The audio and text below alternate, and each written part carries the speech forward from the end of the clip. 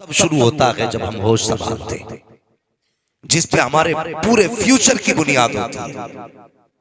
अगर हमारा इब्तदाई जिंदगी का वो दौर जो हमारे शऊर और तहजीब का दौर होता है, हम उसे दुरुस्तगी के साथ गुजार लें तो फिर हमारी दुनिया रोशन हो जाती है। बेशक बेशक। अगर आवारगी में गुजारे, चौराहों पर खड़े होकर हमने वक्त गुजारा, चार यारी में वक्त गुजारा, पूरी जिंदगी अंगूठा छाप रह गए, तो फिर पूरी जिंदगी भिखमंगे बन के रह जाते हैं हम। इसलिए कि बचपन का ये जो दौर है, ये हमारी जिंदगी के बनने संवरने का दौर होता है। एक जिंदगी का दूसरा मोड़ आता है जब बंदा निकाह करता है। इसके बाद जिंदगियां लाजिम हो जाती हैं, फिर रिश्तों की अहमियत पता लगती है। लोग कहते हैं आदमी मुकम्मल तब होता है जब वो निकाह कर लेता है। बेशक बेशक। तब वो मुकम्मल होता है जब निकाह कर लेता है। और मैंने ये देखा, इंसान तब अकेला हो जाता है जब वो निकाह कर लेता है। अकेला हो जाता है जब वो निकाह करता है। नहीं जी, निकाह दूर हो गया, अब तो रिश्तों की कहानी भी छोड़िए। अब तो बेटा बाप से कह देता, नहीं नहीं जी, तुम्हें क्या पता लड़की कैसी होनी चाहिए, मुझे पता है, मुझे पता है लड़की कैसी होनी चाहिए। एक बाप हमारी माँ के साथ 40 साल जिंदगी गुजारता है, हम उससे कहते हैं तुझे क्या पता बीवी कैसी होनी चाहिए। तूने 2 घंटे दीवार से लग के बात की, तुझे पता चल गया बीवी कैसी होनी चाहिए? हाँ, 2 घंटे दीवार से लग के रात में बात की, फैसला कर लिया बीवी कैसी होनी चाहिए। तेरे 2 घंटे में औरत समझ में आ गई? तुझे नहीं पता, औरत तो उनके समझ में नहीं आई जिनकी उम्र 500 साल हुई है। बेशक बेशक। बाप से कहता जी तुम्हें कोई जरूरत नहीं है, मैं खुद देख लूंगा। तुम्हें क्या पता, पुरानी सोच के आदमी हो ना, पुरानी सोच के आदमी हो। बीवी कैसी होनी चाहिए ये फैसला हम करेंगे। नहीं नादान, ये जुल्म ना कर, अपने बाप की जिंदगी की आखिरी खुशी ना छीन। ओ यार, तू पैदा हुआ तो बाप ने तेरी पैदाइश पे मिलाद कराया, तेरी पैदाइश पे मीठे तकसीम कराए गए, तेरी पैदाइश पे जश्न मनाया गया। तूने शऊर की दहलीज पे कदम रखा, 4 महीने 4 दिन 4 महीने 4 साल की उम्र में तेरी बिस्मिल्लाह खानी कराई गई, बड़े बड़े उलमा को बुलाया गया। पता तो सही है खुशियां मनाने वाला कौन था? जब तू स्कूल में टॉपर था तो बाप तुझे कांधे पे लेके घूम के कहता था, ये है मेरा बेटा जिसने स्कूल टॉप किया है, जिसने मदरसा टॉप किया है। अल्लाह अकबर, यही बाप है। जब तू खुशी के काम करता था तो तुझे कांधों पे बैठा के घूमता था। तेरे एक ख्वाब को सजाया बाप ने, एक ख्वाहिश पूरी की बाप ने, और हसरत यही रखी खुदा इसको जवानी दे। जिस दिन ये जवान होगा अपनी मर्जी से दुल्हन देख के लाऊंगा, अपने घर के अंदर अपनी मर्जी से बेटी तलाश करके लाऊंगा। लेकिन कल जब यही बेटा जवान होके कहता है बाबा तुझे क्या पता बीवी कैसी होनी चाहिए, तब बाप खून के आंसू रोता है और उस दिन कहता है काश अगर इसकी जगह बेटी पैदा हो गई होती तो आज ये तकलीफ नहीं होती। इसलिए कि बेटियां वो होती है जो बाप से वाकई बोझ तो बन सकती है, लेकिन उनसे खुशी का हक नहीं छीना करती है, रिश्तों का अधिकार नहीं जताती है। ओ खुदा के वास्ते, अगर दुनिया और आखिरत बेहतर चाहते हो तो फैसले बाप पे छोड़ दो और कह दो अब्बा जिसमें तू राजी है उसमें तेरा बेटा राजी। माशाअल्लाह माशाअल्लाह। बेशक हक बात है, हक बात। हमने बाप की जिंदगी की आखिरी खुशी छीन ली, क्या दोगे इसके बाद तुम? तुम्हारा बेड बाप नहीं सोएगा, तुम्हारी गाड़ी बाप नहीं चलाएगा, तुम्हारे बर्तन बाप इस्तेमाल नहीं करेगा। बहुत मिला तो उसे क्या मिला, समझी आने से हुक्का। हाँ, कि उससे भी फेफड़े जला मौज करे तो खुदा के वास्ते बाप पे रहम करो, बाप पे रहम करो। बाप बाप होता है, इसे समझने की कोशिश करें। बाप बेटे का रिश्ता उतना ही पुराना है जितना इंसानियत की तारीख पुरानी है। क्या बात है, क्या बात है। जो भी मौलवी आया तकरीर की, उसने सीधे ही कह दिया माँ ये माँ वो, माँ ये माँ वो। कोई यही नहीं बता सका बाप क्या है। हम भी कहते हैं जी माँ की शान बयान करना, जलसों में माँ की शान सुनी, कभी ये भी कहा यार कि एक दिन बाप की शान बता दे। माँ की शान भी बड़ी है लेकिन बाप भी कम नहीं है। खुद दिमाग से फैसला करो, माँ के कदमों के नीचे जन्नत। बोले आप, माँ के कदमों के नीचे अभी सारे नहीं बोल रहे माँ के कदमों के नीचे जन्नत है।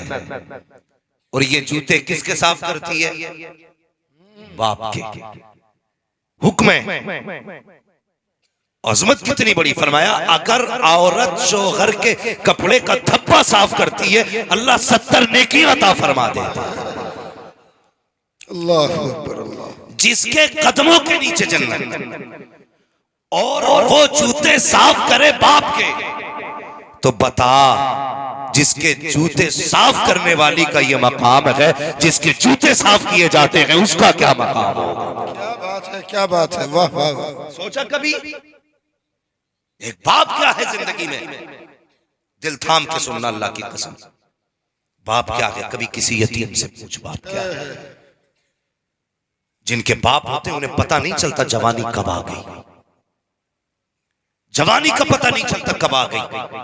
लेकिन जब बाप नहीं होता ना तो ऐसा लगता है जवानी बहुत दूर है, बहुत दूर है। कैसे आ गई जवानी?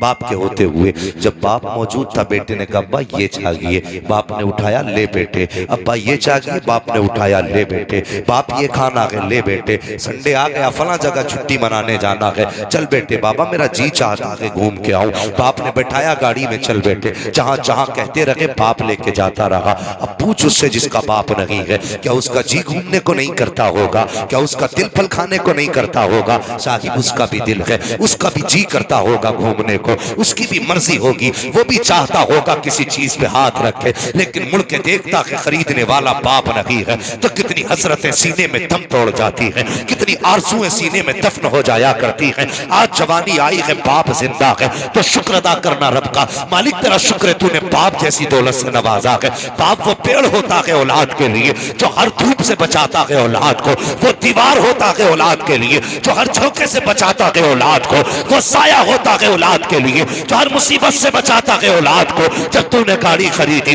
तो लिख दिया माँ की दुआ है, बिल्डिंग बनाई तो लिखा माँ की दुआ है, तरक्की की कारखाना बनाया तो लिखी माँ की दुआ है, जब कामयाबी हासिल की तो तूने कहा माँ की दुआ है। मैं इनकार नहीं करता, बेशक माँ की दुआ है, लेकिन बता तो सही माँ तो वो है जो पंखे के अंदर घर में लेटी रखी, मजदूरी करने तो बाप गया है। ये तो वो है जो बारिश में छत के नीचे लेटी रखी, भीगता तो बारिश में बाप रहा है। ये तो वो है जो साए में लेटी रखी, धूप में तो बाप ने मजदूरी की है। तुझसे किसने कह दिया कि ये सिर्फ बाप माँ की दुआ है? ओ खुदा के बंदे, अगर बाप ने मेहनत न की होती तो न तेरे 5-6 फीट का वजूद होता, न बोलने वाली जबान होती, न चलने वाला कदम होता, न तेरा वजूद होता, न तेरा वकार होता, न कोई नाम लेने वाला होता, न कोई इज्जत देने वाला होता। अगर बाप ना होता सोसाइटी में कुछ ना होता। अगर इज्जत मिल रही है तो तेरे दम से रही है, बाप के करम से मिल रही है। नाराए तकबीर, नाराए रिसालत, उलमाए अहले सुन्नत हजरत अल्लामा मुफ्ती हम्माद हुसैन साहब किबला, नाराए तकबीर। बेशक जवानों से गुजारिश है, बीवी आ जाए तो बाप को ना भूलना, माँ को ना भूलना। इसलिए कि जिस तरह एक किसान पौधे को पालता है ना, उससे 70 गुना ज्यादा मेहनत करके बाप एक बेटे को पालता है। बेशक बेशक बाप एक बेटे को पालता है। हाँ, मैं तकलीफ होती है कुछ चीजों से। जब जवान बाइक पे बैठ के एक्सीलेटर खींचता है ना, तो फिर मुड़ के नहीं देखता पीछे कौन है, पीछे कौन है। भाई तू तो मर जाएगा एक झटके में। लेकिन उस बूढ़े बाप के बारे में सोचा जिसने कितनी हसरतों के साथ तुझे परवान चढ़ाया है? कभी सोचा उस बाप के बारे में? कभी नहीं सोचते हो। खुदा के बंदो, माँ बाप का ख्याल किया करो, माँ बाप का ख्याल किया करो। एक माँ कितनी हसरतों से बहू लेके आती है, एक बाप कितनी आरजुओं से बेटे का सेहरा देखता है। वो देखना यार, रोते हैं बाप, रोते बेटों के सेहरों पे। दुनिया जश्न मनाती है, बाप रोता है। क्यों? वो गम के आंसू नहीं होते, वो खुशी के आंसू होते। बेशक उससे ज्यादा खुशी किसी बराती को नहीं होती है। जितना कलेजा आज बाप का चौड़ा है ना, उतना किसी का नहीं है। लेकिन कल सबसे ज्यादा जिसे सताया जाएगा वो यही है जो तेरी खुशी में सबसे आगे का शरीक है। लोग कहते हैं मुसीबतें आ गई, तुमने बाप के साथ कितना इंसाफ किया, कितनी वफा की, कितनी वफा की। अल्लाह अकबर। जवानों तुमसे गुजारिश है, मेरी बात ध्यान से सुनना। हम सिर्फ अपनी बहनों को बहनें मानते, कभी बाप की बहनों का भी ख्याल किया करो, बाप की बहनों का भी ख्याल किया करो। तुम्हें अगर तुम्हारी बहनें प्यारी हैं तो बाप को अपनी बहनें प्यारी हैं। बेशक बेशक। तेरे घर में खुशी आई, तूने अपनी बहनों को तो नोट दिया,